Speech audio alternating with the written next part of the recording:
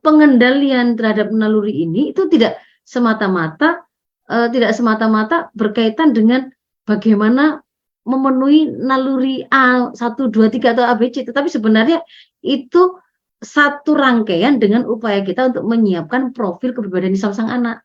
Kan gitu kan ya.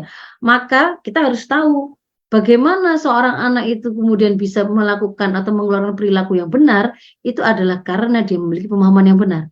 Pemahaman yang benar diperoleh dari sebuah proses berpikir yang benar. Proses berpikir yang benar itu adalah kalau dia menjadikan penimbang atau justifikator atau penentu baik buruk, salah benar, terpuji tercela itu adalah tuntunan dari syariah.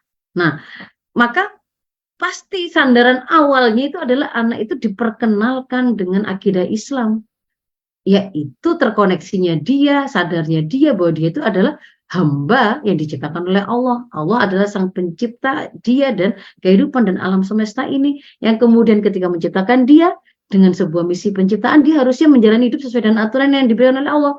Allah turunkan tuntunannya itu dalam bentuk syariah yang bisa dibaca, digali dari sumber-sumber syariat itu, Al-Quran, As-Sunnah, ijma sahabat, qiyas. Nah, itu prosesnya kan berjalan, diberikan sesuai tumbuh kembangnya hingga anak itu mukallaf, dasar-dasarnya itu. Sehingga pada saat dia itu sudah mukallaf, dia siap mengemban taklif yang dibebankan oleh syariat tadi.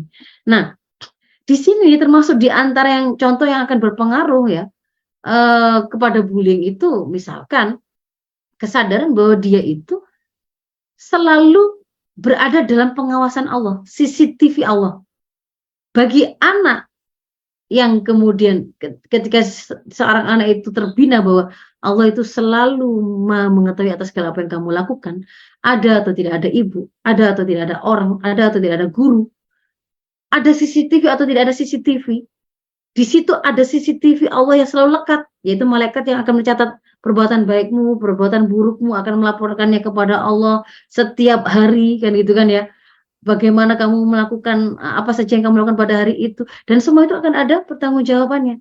Maka di situ idroksillah billah, terkoneksinya dia dengan Allah itu akan membuat seorang anak itu akan sadar betul bahwa seandainya kemudian dia itu mengalami kezaliman, dia paham bahwa dia tidak boleh mendiamkan.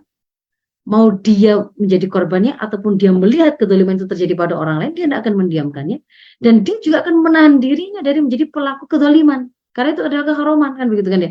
Jadi misalkan contoh bahwa pemahaman semakin lengkap terhadap syariah itu akan membantu anak itu tercegah dari menjadi pelaku bullying. Misalkan contohnya, dia paham bahwa ketika dia bergaul, misalnya cewek itu biasanya itu bullyingnya verbal. Seringkali mereka suka mengisolir salah satu di antara kumpulan temannya, circle-nya misalkan ada 4 orang anak, gitu ya. Pembicaraan itu berlaku secara rahasia antara 3 anak, yang satu tidak diajak bicara, misalnya begitu kan. Ada 3 orang anak, yang 2 bicara, yang satu nggak diajak bicara. Kalau kemudian dia itu diperkenalkan dengan syariah terkait dengan bagaimana bergaul dengan teman, maka dia akan tahu bahwa oh ternyata di antara adab bergaul dalam teman, ketika berbicara yang di situ ada 3 orang, tidak boleh kemudian berbicara hanya dengan 2 orang, meninggalkan 1 orang.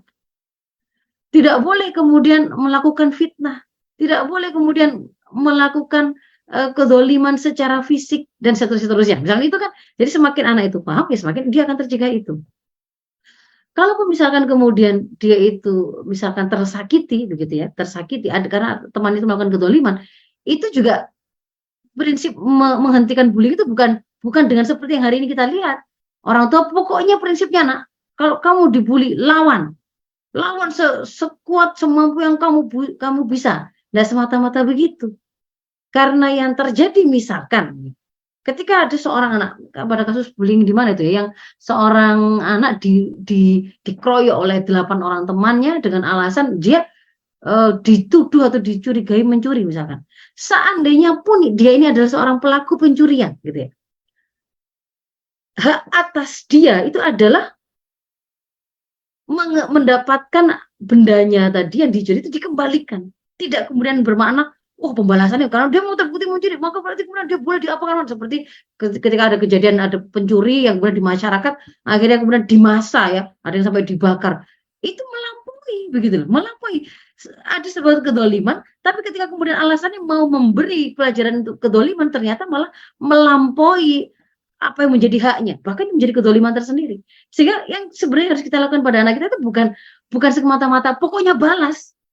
Karena kemudian ketika seperti itu semangatnya, bisa jadi kemudian pada saat dia itu dibully oleh temannya secara verbal, dihina, lalu dia tidak tahan, dia jotos begitu kan ya. Kemudian ditangkap, dipotret, saat itu yang diketahui oleh sekolah atau gurunya atau siapa orang lain itu, loh anak ini jadi pelaku bullying. Jadi pelaku bullyingnya ternyata adalah berawal dari dia korban bullying kan gitu. Jadi akan muter terus seperti itu. Yang perlu kita ajarkan itu justru adalah bagaimana garis lurusnya, jalan yang harus kemudian dia pegang, yang dia tapai. Dan kemudian bagaimana dia bisa mengontrol, mengendalikan nalurinya gitu kan, mengendalikan hawa nafsunya sesuai dengan pemahamannya tadi.